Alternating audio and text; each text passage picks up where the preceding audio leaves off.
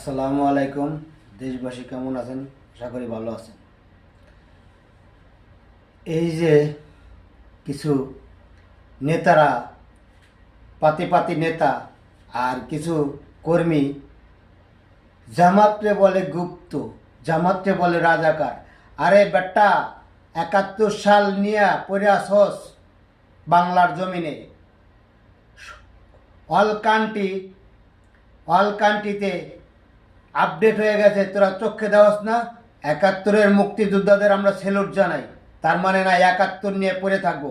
আর ৭১ সালে রাজাকার ছিল কয়জন? ছিল রাজাকার? কয় কোটি ছিল জনতা?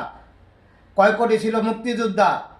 হ্যাঁ, যেসব একটা একটা করে যেসব পাতি পাতি নেতারা জামাতরে রাজাকার বলস, সাবধান হয়ে যাস। একটা একটা করে একেবারে বাংলার জমিনে পুঁততে ফেলাই নেব। তুই হচ্ছিস বড় রাজাকার। এই রাজাকার রাজাকার শব্দটা হাসিনা বলার পরে পুরা সারা বাংলাদেশে একটানা বলা হয়েছে যে কে রাজাকার, রাজাকার, তুই রাজাকার, তুই রাজাকার। এই স্লোগান কি ভুলে গেছস গা? আর ফার্দে যদি ওই ছাত্র দল কস, আর ছাত্রলীগ কস, আর ওই যে যুব দল কস, যুবলীগ কস, আর যদি ফার্দে কখনো এইসব শব্দ রাজাকার শব্দটা বাংলার জমিনে উড়াস, হ্যাঁ, যদি সামনে পড়স, এমন মারুম যে মারতে মারতে অতক্ষণ পর্যন্ত মারুম যতক্ষণ পর্যন্ত মনের তৃপ্তি না মিটবো। বেটা, রাজনীতি করতে আইসস না মানুষের ডাইরেক্ট কি করতে আইসস? রাজনীতি করলে ঠিক মতো রাজনীতি করবি। ৭১ সাল নিয়ে খালি পড়ে থাকুম না। এখন দুনিয়া আপডেট হয়েছে। এখন আমরা ২০২৬ সাল। এই ২৬ সালের জনগণের কাছে ওই মন গড়া কথা চলবো না।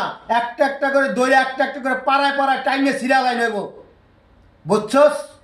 ফার্দে যেন আর কখনো এইসব স্লোগান তোদের মুখে না শুনি। হ্যাঁ, ১৭ বছর কুত্তার মতন ল্যাজ গুটায় পলাইছস, ১৭ বছর কুত্তার মতন ল্যাজ গুটা ইয়ের ভিতরে দৌড়াইছস, আর শিয়ালের মতন গাড়ায় লুকাইছিলি।